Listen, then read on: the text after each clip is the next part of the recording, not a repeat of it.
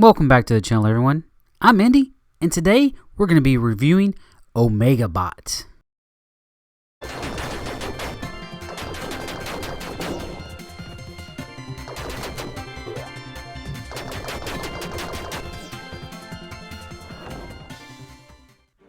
Omegabot is a side-scrolling action game about the world turned into Skynet's playground. Robots run the show, and while many wannabe heroes try to rise up against the machine, nobody could defeat them in the end. So what better way to overthrow the powers that be? Well, another robot, of course. That is where you come in. A gun-toting, jump-happy robot that apparently isn't strong enough to withstand his own weapon. In Omegabot, you will be fighting against all sorts of bad guys, or, bad robots, while trying to jump, shoot, and dash your way through some tough and unforgiving obstacles. You will be able to find hidden paths, hidden characters, and then mysteriously find your way aboard an airship with some quirky guy that resembles Colonel Sanders, if you squint your eyes long enough. Throughout the game, you'll collect gears that you can spend on either more overall health or upgrade your energy bar.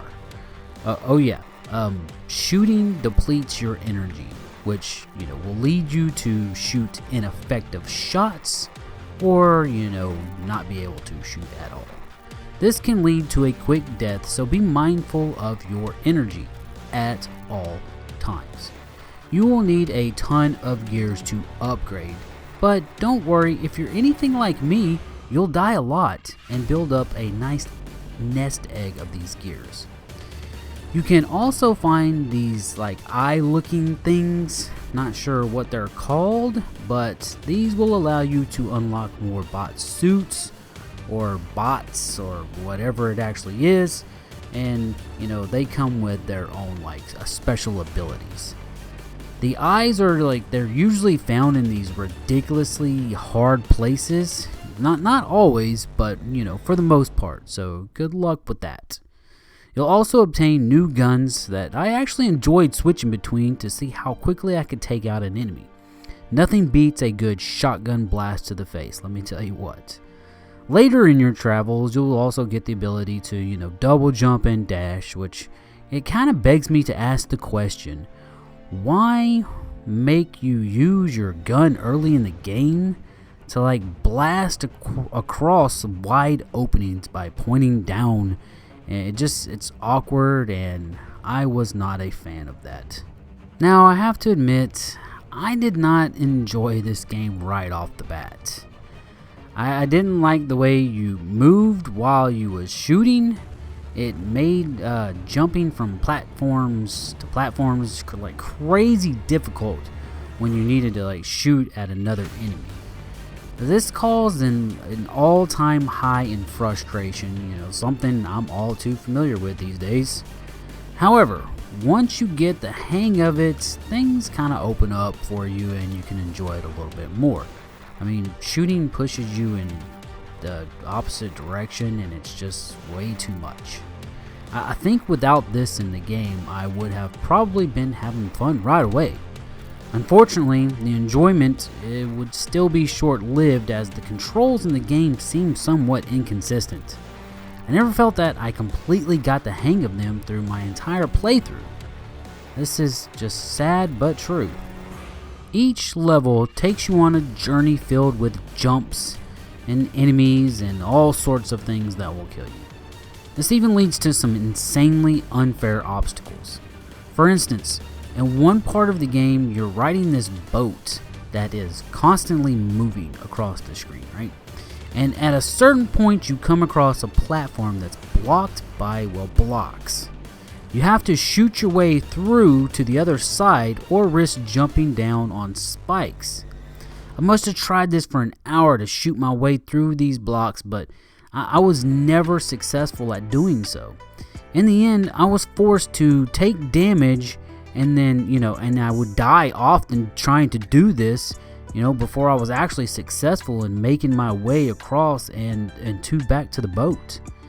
And that's just one of the, few unnecessary flaws that I saw in the game. At the end of each area, you will fight a boss. These boss fights are probably the easiest part of the game, so I was actually relieved when I got to one. While there are a few that were challenging and fun to fight, for the most part I wasn't impressed by them. It's not the biggest letdown ever, but maybe I'm just hardened from playing Elden Ring so much. I would have also liked that when you made it to a checkpoint, you would get health back, because picking up health items isn't all that difficult. It isn't all that difficult, but you need to collect enough to actually gain health.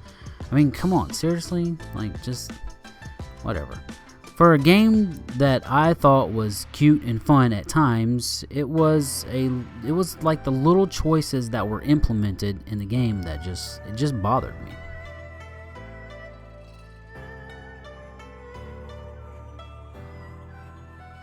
I had a good time playing Omegabot on my PS5. It's not a great time, but hey, it wasn't all that bad either. There appears to be some patches already out, and hopefully this fixes some of the minor issues in the game. As far as the overall level design and stuff, I enjoyed the challenge of them and the curveballs that were thrown my way. Boss fights were decent, and the silly dialogue, albeit difficult to read, made the game charming in a way. Not sure though that font choice that they used was a good one. At the end, I was left wondering if the beginning of the game had soured my taste for this, particular game. Well, guess what? It did not.